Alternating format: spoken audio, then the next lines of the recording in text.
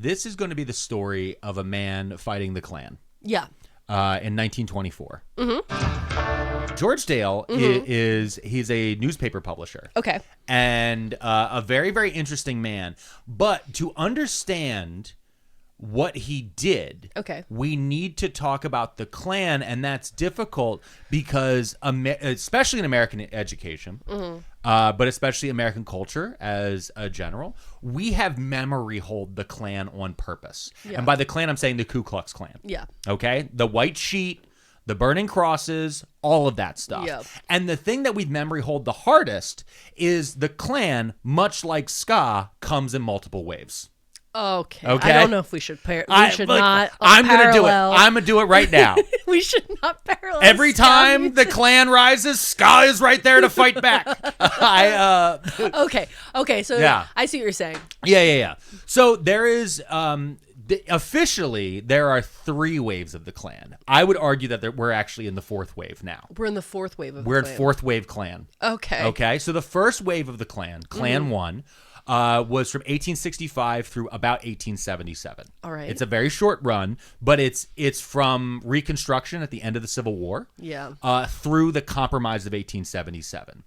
And this is the Klan is born out of Confederate veterans and soldiers who were real mad and were terrorists. They were literally insurgent terrorists, and they were trying to hide their identity. They did not have the robes that we picture now. Yeah. Those are a later invention. If you watch the movie Django Unchained, the guys who have like black bags and the whole thing where they're arguing about the eye holes, that's actually pretty accurate. Yeah. That is how they would just put these black bags over their head. They was literally pillowcases. They would cut eyes in, maybe have like a little drawing on and stuff like that. It was less of the ghost shit. That comes later.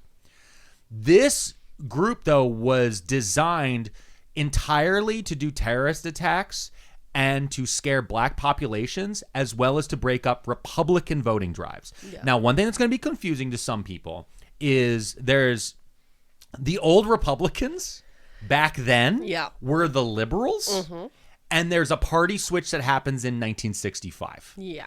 1964, 1965, when Lyndon Johnson says, hey, black people should have rights, all of the racists went to the Republican Party, and the Republican Party was like, yeah, no, let's go win the South. Yeah. It's what Nixon does this. There's a bunch of stuff. I don't want to get too into it, but as I'm talking about Republicans back then, just know this is a completely different group of Republicans. Yeah. This Klan was decentralized. This Klan had no central governing body and was basically like micro franchises throughout the South.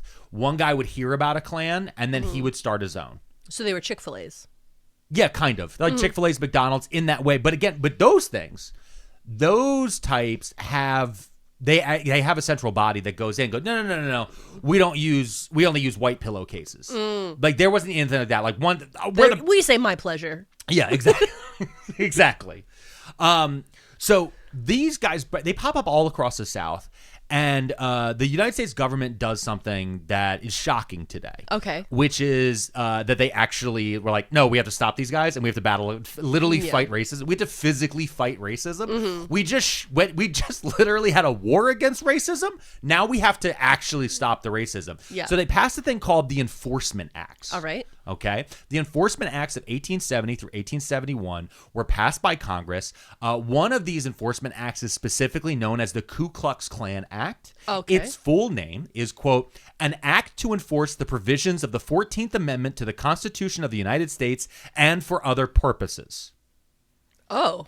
What a name. Sure. Yeah, sure. Just to point out, though, I would like to say that to remind everybody, the 14th Amendment is the amendment that is specifically being targeted by the Trump administration to be no longer looked at the same way, because the 14th Amendment is what grants birthright citizenship. Yeah. Meaning if you're born inside of the United States, you are automatically a U.S. citizen. This was one of the things we fought the Civil War over. This is one of the things that those enforcement acts were passed for, to make sure that we could enforce the 14th Amendment. And now here we are 150 years later trying to undo that. This third act specifically. Not we. He. Yeah.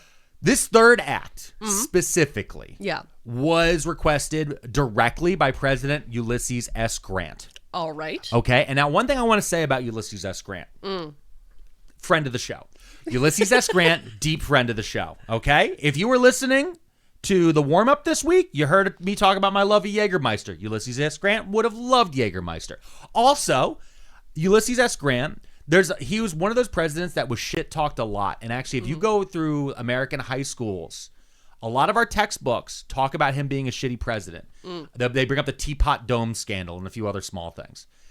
That is actually leaned on. That's the South. That is the Texas school board trying to make Ulysses S. Grant seem like a bag of shit. Yeah. Ulysses S. Grant, he wasn't a great president, but he was nowhere near as bad as they fucking line him up to. And the reason why he's so hated by the presidents, as a president later, is because how violently he suppressed the Klan. Yeah. He violently defeated the Confederacy, and then he looked around and said, oh, we're about to lose the peace?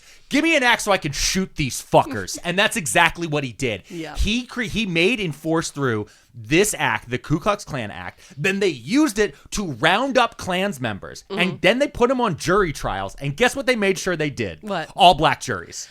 They took these white devils, okay? They ripped the hoods off these white devils. And they put them in front of all black juries. Yeah.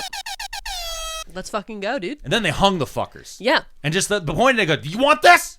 Yeah. And that was around 1871, so in the 1870s, the Klan starts to drop off. But finally, they dropped off. No, the they ledge. dropped off. Yeah, they dropped off the stool. They dropped through the floor, right? Yeah, they dropped through the floor. It depends on how they build it, really. Yeah. I mean, sometimes it's just a tree with a horse. So, what actually really finally ended the Klan is the Compromise of 1877. Okay. So the Compromise of 1877, where there was a presidential election in 1876, and there was some electoral college shenanigans. Of course. And basically, one guy was clearly about to win, but there was slates of electors and all.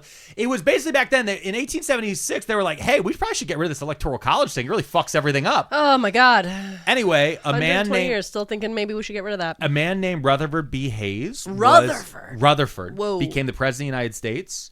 And in this compromise, one of the things was basically he ended Reconstruction. And he dialed back many of the federal actions that were protecting black people across the South. And therefore, the Klan also was running out of steam. And the Klansmen just went and became legislators again. Yeah. They were allowed to become legislators again. They were allowed to become judges again. And they slowly started rolling out things like Jim Crow, and like these different acts and things like that to suppress the free movement of black people. Yes. And that happens because of the Compromise of 1877. Rutherford B. Hayes, enemy of the show. So never compromise? Is that what I'm hearing? Yeah. Okay. Remember to smile.